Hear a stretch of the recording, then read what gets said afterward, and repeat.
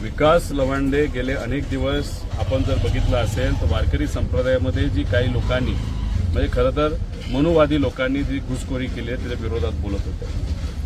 वारकरी संप्रदायामध्ये आणि संतांच्या विचाराने चालणारे जे खरे वारकरी आहेत त्यांच्या मनामध्ये एक विषय असतो, जर तुम्हाला विचार पटले नाही तर त्याच्यावर चर्चा केली पाहिजे। हे आधीच्या महान संतांनी सुद्धा आपल्याला सांगितलं पाहिजे। आता हा जो भोंदू काय नाव त्याचं भंडारे, आता हा आला कुठून, त्याला काय कळतं?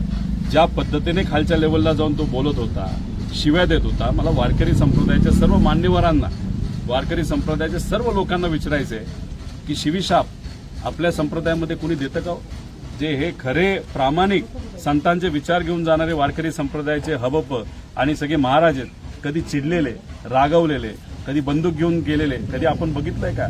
मग अशा भोंदू बाबाला जर आपण स्वीकारत असू, त्याला मोठं करत असू, तर हेली कुठेतरी संतांचे विचार हे पायाखाली तोडवले जातात असं आपल्याला म्हणावं लागेल। आणि हा जो भोंदू म्हणतो ना आमचे गुरुवर्य, या गुरुवर्यांनी आळंदीमध्ये आणि नागपूरमध्ये एक अशी शाळा घातली जिथं बहुजन समाजाच्या मुलांना एंट्री नाही। त्यामुळे हा जो कोणी भोंदू काय नाव भंडारी जर बहुजन समाजाचा असेल, स्वतःच्या पोराला टाकून बघ त्या शाळेमध्ये। अरे महात्मा फुलेंनी आणि क्रांतीज्योती सावित्रीबाई फुलेंनी तिथं संघर्ष केला, बहुजन समाजाच्या मुला मुलींना तिथं आता शाळेमध्ये संधी येण्याची संधी त्या काळामध्ये दिली, म्हणून आज आपल्या आया बहिणी तिथं शिकल्या। आणि त्याच तुझ्या गुरुवर्याने बहुजन समाजाच्या लोकांना तिथं यायला परवानगी दिली नाही। याच्यावरूनच कळतं की तुम्ही प्रतिगामी आणि तुम्ही मनुवादी विचाराचे आहेत। आम्ही खंडन करतो।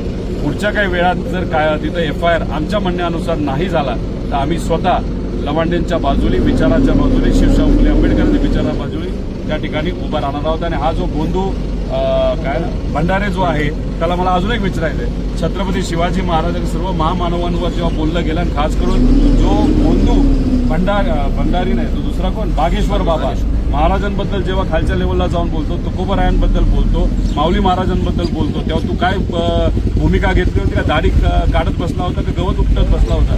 हे लोकांना त्या ठिकाणी तू सांगावं।